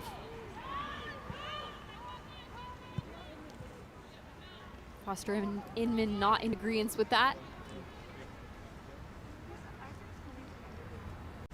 So Sadie Waite's gone over to that far side. Take this right foot up. Just past the hour mark. Chance for the Rapid to double their lead. Pridham with the initial head up. And then the shot is just wide in the end. Might have been Melanhorst. I believe it was. And now the changes coming for the Halifax Tides. Sid Kennedy indeed is coming off, as is Sinamu. Peterson and Tiff Cameron are their replacements. Cameron will presumably join that front three. And what's going on at the back here for Halifax? It's very untidy and unnecessary. And Ottawa quickly wanted to take advantage. Forbes will leave it, I'm sure, for Adamek.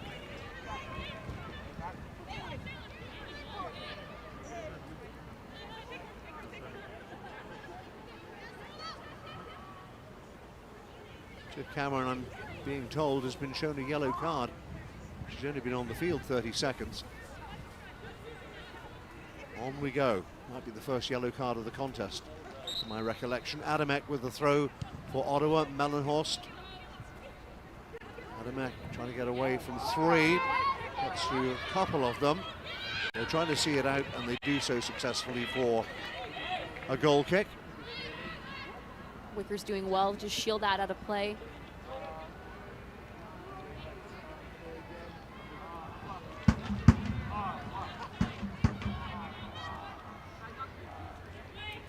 So change of personnel for both teams. And as far as Cameron trying to keep it in, wearing 33 there. Just one goal for her in 2025. Jamaican international, originally from Mississauga, just west of Toronto, if you know that area.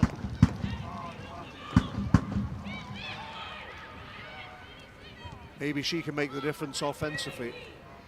Because in that first 20-25 minutes, Halifax were creating. It was just that final pass that was missing. They've never really managed to find that again since half-time.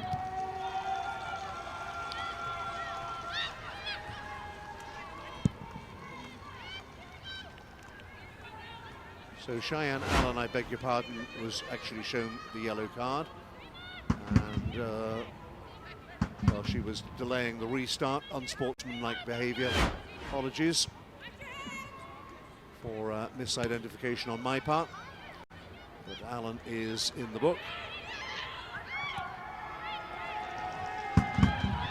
You mentioned the attack of the Tides, Nigel. I think the biggest issue they're having right now is they're losing that midfield battle consistently. They're struggling to stick with players like Melanhorst and Jung, who are very active in moving off the front as well as weight. Jung is sitting more of that 6 in a way. Melanhorst is more of an 8. She's released into space quite often, and that's causing a lot of issues. And as I mentioned, that space in between the back line and the midfield needs to be tighter. Again, that offensive press from Ottawa trying to hem Halifax inside their own third of the field. They've got it forward, but only as far as Harris, who has time to turn and feed her goalkeeper, who returns the favour.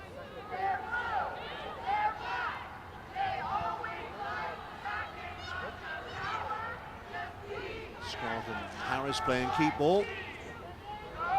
4 white jerseys there. Ottawa prepared to say, if you want the ball, come and get it. Now it's swept out to that far side. Adamek again on the charge. Allen's wrong side. Pridham trying to turn. Forest of legs. Referee says play on. Goodness me, it's all going on inside the Halifax penalty area. And in the end, it'll be a Halifax ball.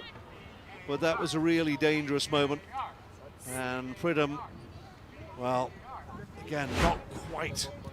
They stay so close. It's very similar to what we saw earlier. Adamek does well to drive down that right flank and cut that ball back. She does find Pridham, but Cardoza goes through the back of Pridham. It's a little bit iffy. According to the referee, Cardoza won the ball fairly, because if you're going to tackle from behind, even if you get the ball sometimes, that can be considered a foul, but not according to the referee, who's a lot closer than both you and I, Jess. Rhodes trying to belt it forward, but it took a ricochet into touch. Just approaching the 3/4 mark of the game. Just that 1 goal after 34 minutes from Sadie Waite. Still the only marker, and while it's a 1-goal game, it can be anybody's game. Tides know that, as well as the Ottawa Rapid, and here they come. Cameron controlled it with a shoulder, legally according to the referee. Cameron again needs an outlet. Rhodes inside, and Lisa Harris lets it roll through to Dagenet, who I'm sure called her off. Jung. But there is a quiet composure, isn't there, about the way Ottawa are going about the business. They'd obviously like that second goal, but they're looking comfortable in possession. Very comfortable, very confident. They're a team that likes to play out of the back, and they love to keep possession. They'll play direct when it's on, as we've seen Jalissa Harris play a couple great balls into Adamek, and it's caused big issues for this Halifax Tides back line, but they're definitely a team that's very comfortable playing amongst their back line and playing amongst their center backs. We're hearing there's more activity on the Halifax bench. It looks like they're going to go all-out attack, responsibly, of course. Nagamura is getting ready, we hear. It may be Lemire who makes way. They need somebody to put the ball in the back of the net. Here's Golan. And the goal scorer herself, Waite, dispossessed. And she made her way towards the Halifax penalty area. Down in a heap goes Cho. Wins a free kick. The challenge of Harris. Just doing my job, Governor. A little bit too much in the tackle for Harris, but that transition again, as we mentioned, and the awareness of finding that balance once again on display from Ottawa. As advertised, the Japanese striker Megumi Nakamura, 24 on her jersey, is on. Can she provide the difference, use her experience, get Halifax back into this game? Trying to get herself involved there. Allen, reminding you she's on a yellow card, needs to behave herself. Makes her way forward, away from Forbes, then plays a slightly aimless ball forward. Dagenet can pick it up and bowl it out. Jung takes over to begin another rapid attack. Harris looking long upfield, decides on the short ball this time for Chu. Trying to clip it over the top. Almost managed it. Peterson was underneath it. Almost 2-to-1 possession stats in favour of Ottawa, and that makes more sense. They've pretty much dominated this second half, haven't they, Jess? They definitely have. They're a lot more fluid in the attack in this second half in comparison to the beginning of the game. But definitely a team that looks confident and comfortable and very patient in picking their moments to go forward. And when they do, there's purpose. Allen picks the pocket of her opponent. Did she overrun it? Was there a foul? I don't think so. Allen appeals to the referee. There's no whistle. And Adamek into the area again. Pridham and Valerand, left-footed, swats it away. More dangerous moments. That will be a foul in favour of Ottawa.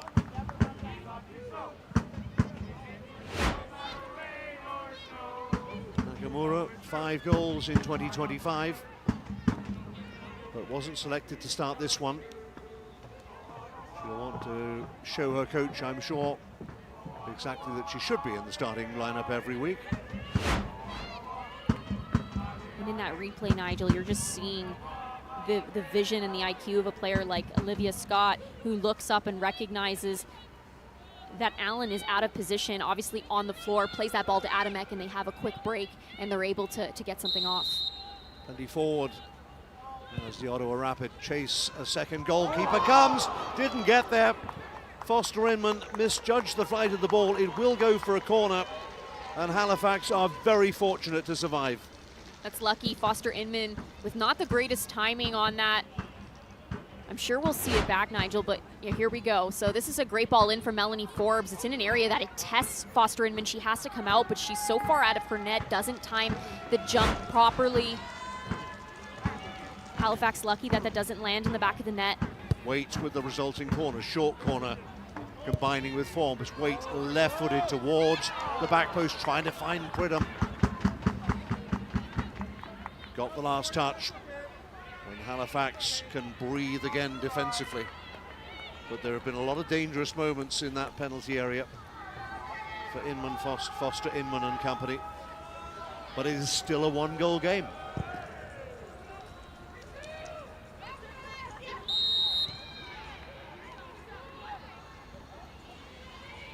Free kick in midfield for the Tides. Now with the fresh legs of Nakamura up front. Cardoza to take the free kick. Belts it towards the edge of the penalty area, looking for the flick on. Chung reacts. Allen picks it up. Looks to recycle for Halifax. You need to be careful here. All the way back to the Jamaican international.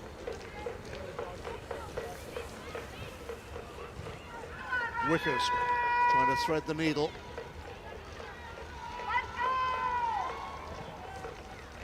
A bit of shirt pulling. Cardoza again, left-footed this time, helped on by Allen. Miller says play it down the left-hand side. It is with Sarah Miller again. Is this the moment for Halifax? Miller might go alone here. And it comes back to Miller again, needs some help in the form of Valerand. Cameron trying to turn. Looking for the cross, and Chu stuck to her like glue. Did you mean for that to rhyme? That's really well defended from Chu. I did not. You did not? Well, look at you. You're just that clever then. Offside. And that's frustrating for Halifax. And welcome relief for Ottawa.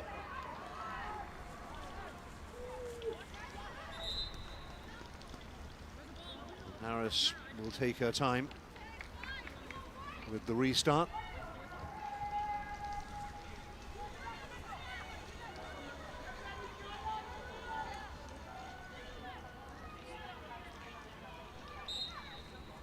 Another yellow card for the Halifax Tides. Shown to Jules Valorand a moment or two ago. Joins her teammate Cheyenne Allen in the referee's notebook. Chu with the throw. And it goes. It'll be another Ottawa ball. Chu again on the run. Finds Pridham, who ends up in a heap on the deck and wins a free kick for the Rapid. The immediate double team from Valorant and Cardoza. Harris square for Scott. Chung says, I'll have it. Looking for Adamek. Allen, wrong side again. Cheyenne Allen. This has got to be the moment. Oh my goodness. DB Pridham from 4 yards out. Can't keep it on frame. Well, let's talk about Melanie Forbes for a minute. She does so well to body Allen off the ball and get on the right side of that. DB Pridham gets under that ball. Cardoza applying pressure to that final moment, but DB needs to be able to bury that inside the 6-yard box. We know she can do it. We've seen her do it, but needs to be better and more clinical in that moment. I'm astonished that the net did not bulge. I think Pridham is as well. Golden opportunity from the league's best striker, proving that she is only human, I guess. 5-4 shots on target in favour of Ottawa. There may be another shot on target very soon here. Numbers arriving again. Melanhorst. Foster spilt it. It is the second goal. I think it's true. It is. It's two. It's true. And Ottawa might be on their way to 3 points at TD Place. Rhymes might be your thing, Nigel. This is a great goal. It comes from effort. Foster Inman spilling that ball up. She needs to be able to keep that and hold it. But you see here Melanhorst with a great strike on goal. But the Halifax Tides are sleeping. The reaction, yes, Foster Inman needs to be able to hold that ball. There shouldn't be a rebound there. But Chu continues her run, and you can see the Halifax Tides defenders just standing around and being reactive. Fantastic finish from Chu. It shows her determination. She continues her run on, but needs to be cleaner from the Halifax Tides from both a goalkeeping perspective in that moment, as well as from a defensive perspective. It's her second goal of the season. Only got one in the entirety of 2025. Chu Hyo-ju, Korean fullback, but following in and took full advantage of that juicy rebound from Foster Inman. The player on the deck there, as you can see. We'll come back to that momentarily. Play goes on for the time being. Melanhorst hoofs it out of play so that her teammate can get some attention.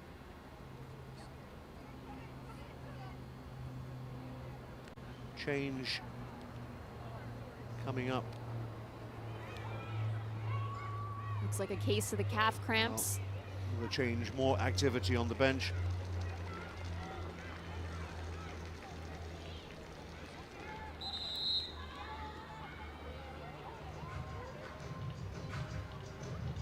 So Ottawa have their second goal. Well, Forbes is up again. And Forbes leaves the field. And I believe Jazz Wilkinson is coming in to replace her. There she is. One goal for Wilkinson in 2025. One to add to that total early in 2026. Wears number 9. And Pridham also withdrawn. And replaced by young 18-year-old Molly Hale, wearing number 7. Making her debut for the Ottawa Rapid.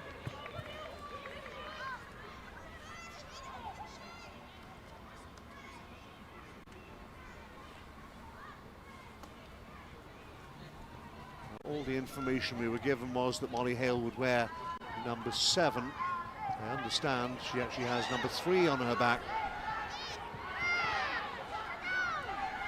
Melanhorst definitely has 12 on her back, trying to drive them forward, and Valeron, that's maybe a little under hit, and Jazz Wilkinson almost took advantage. It's all happening here. It's going to be a Halifax ball. They've got a little over 10 minutes to fashion a response, having made such a bright start to this game.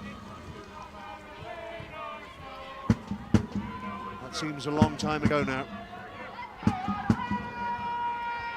They came here twice in 2025, did the Tides. They lost both games by a combined total of 6-0. They still have never scored at TD Place. That needs to change, and it needs to change quickly, Jess. It certainly does. About 10 minutes left with whatever extra time. They do have some time, Nigel, but they're going to have to get on it. Get on it they must. Allen watches and waits for the ball to bounce. Clever away from, as we mentioned, number 3, Molly Hale.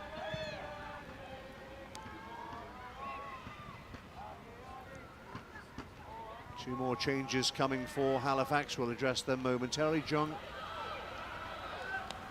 and Adamek has room to roam up that right-hand side, and Waite will give chase. Wickers will see it out for a goal kick. So more changes in the rain in Ottawa.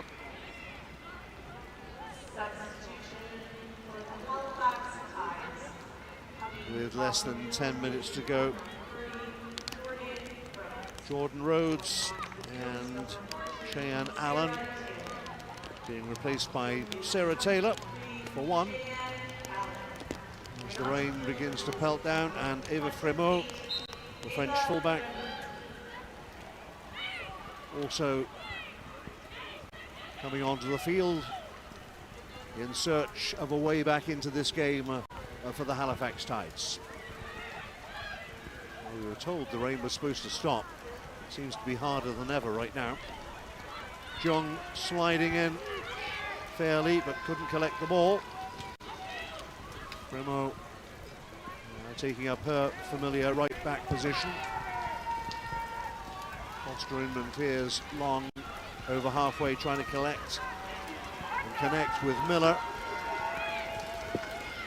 Cho moving forward. Miller wants the ball. Poor first touch. Gifts it back to the Ottawa Rapid. Let's go Rapid, shout the fans.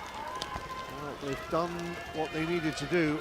And as far as the home team are concerned, Jess, from a professional standpoint, you just want to manage these last few minutes. Without a doubt, and that's something that Coach Peterson mentioned to us, Nigel. She said that she wasn't too happy with how they took care of the game after they had the lead, so that's something that they're continuing to work on, just being able to hold that that level all the way to that final moment, because they absolutely are a team of quality, and they bring it from that first minute. Today they started a little slow, so can they finish on the right foot? That will be the plan as Sadie Waite prepares to take another corner.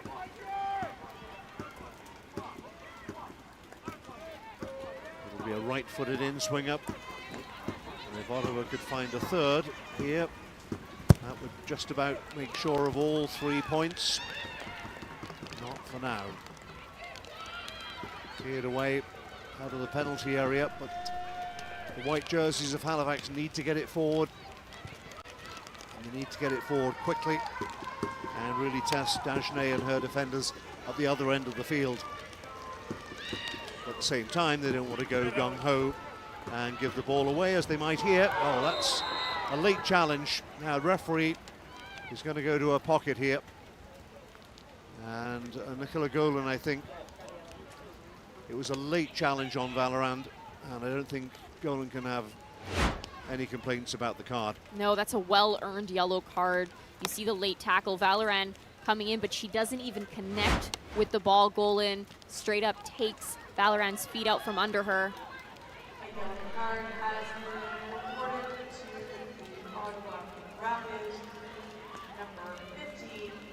One more change on the way for the Ottawa Rapid. We're going to see the introduction of Emily Amano quite soon. in the closing minutes. Give her some minutes on the season.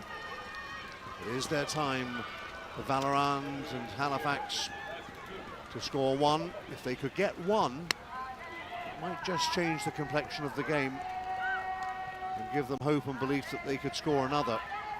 But whatever they're going to do, they've got to do it quickly. Here's Cameron, double teamed, out of play, wins the throw. Hope springs eternal. Quick throw. Harris takes control. And out of play. From O, she'll have to wait because the substitution is going to take place now. Substitution for your Ottawa Rapid FC. Jung, I think it is. Here's Jung. And 25-year-old Ottawa native Emily Amano is on for the last 4 or 5 minutes. It's just about game over. It's just about done for Ottawa, but they've just got to concentrate, haven't they? Yeah, it's about shutting it down now, not allowing Halifax to be back in the game. And the other thing is, Nigel, is when you play in these conditions and it is raining, sometimes something sneaks through, so it's about taking those chances. Keep it on the deck even. It's going to skip. It's going to be difficult for a goalkeeper to deal with. So it's about taking your chances from Halifax's standpoint, and from Ottawa's, it's about really shutting it down and eliminating any sort of threat that Halifax is able to build. Pushing the back surely from Fremo. And referee has gone to her pocket again. Well, it was a rather crude challenge from the French fullback. And after a couple of minutes on the field, Fremo finds herself in the referee's notebook.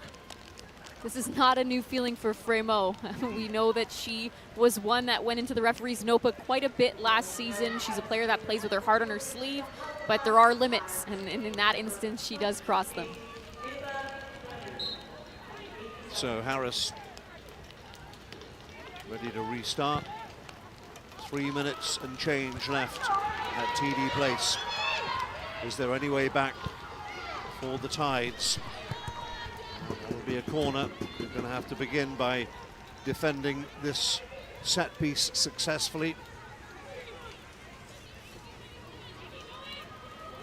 Sadie Wade, who's had quite a say in this game, scored the opening goal and has been a constant danger offensively, both in terms of joining in and these set pieces as well. Waits towards the back post. Mano gallops on after it, gets her first touch. The Ottawa substitute. Battling with Cho. Cho wins that little skirmish. Fremo from right back over to left back. They've just got to get on with it, and they've got to do it quickly.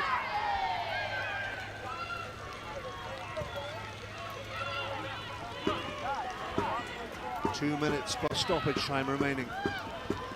Cameron couldn't quite get there. Chu sensibly kept her eye on it, and a second time, a Korean goal scorer.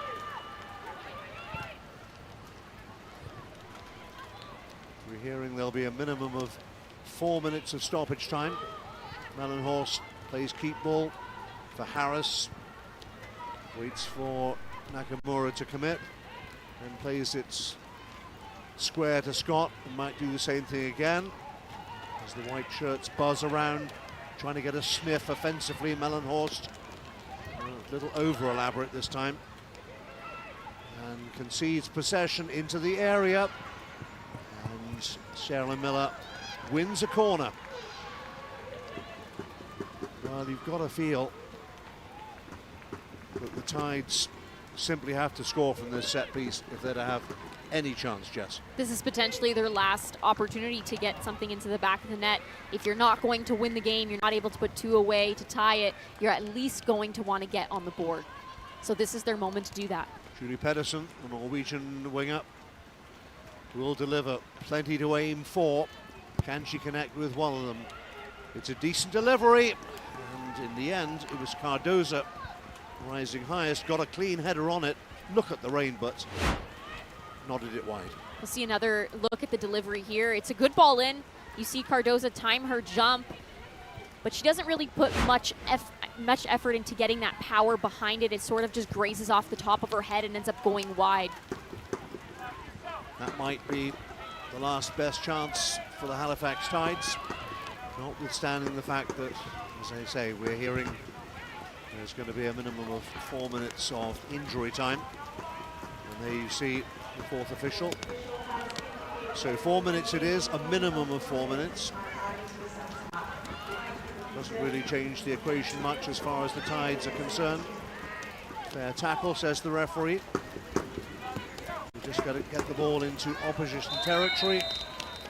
There's bodies on the ground here. Referee intervening again. Maybe a touch of cramp, perhaps. It's late in the game. These things can happen. Oh, it's Fremo. She's only been on the field 10 minutes, and she's limping quite badly.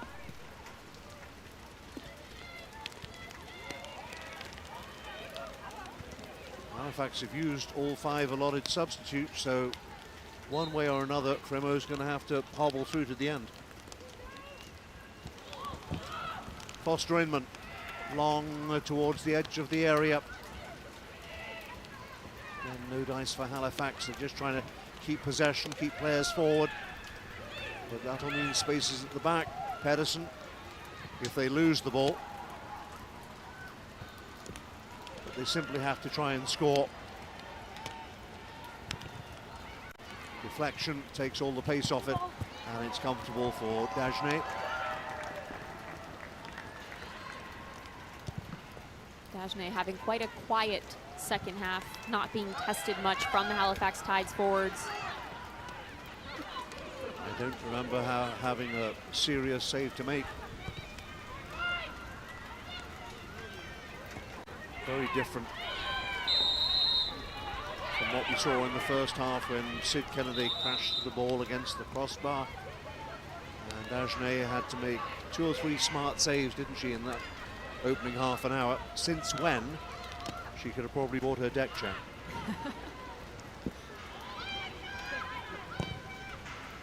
Foster Inman, long forward, looking for the flick on, but Liv Scott is first to react.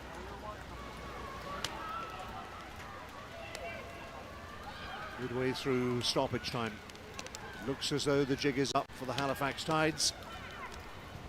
Looks like their wait to score a goal at TD Place will continue. What are those famous last words? Into the area it goes. Cameron trying to turn. But her body shape was not the way she'd have wanted it. Ball was just behind her. Chu with a header, Golan.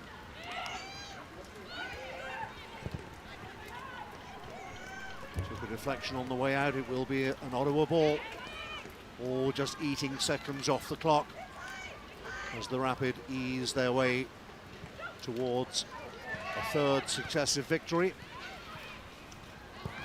on home soil. A little bit of revenge for that opening day defeats down east. Anywhere will do as far as Ottawa are concerned, as long as it's nowhere near Dagenais' penalty area. Seeing Ottawa just sit in their structure, getting that ball out of the danger zone, not allowing the Tides to win that first or second ball. Maybe time, just time for one more opportunity. Miller feeding Pedersen. Miller again had a really bright first half. Edge of the area, swamped by dark blue jerseys. They've got it away again and conceded a foul in the process of Halifax. And that should just about do it. Harris and her defenders are on their way to another clean sheet, it would appear. Having beaten Vancouver comprehensively 4-0 last time out. Second shutout on the way for Dagenais as Anne-Marie Canwell blows her final whistle. And after an uncertain start, Chu and Waits score the goals, 1 in each half. And a good response after a bright start from the Halifax Tides.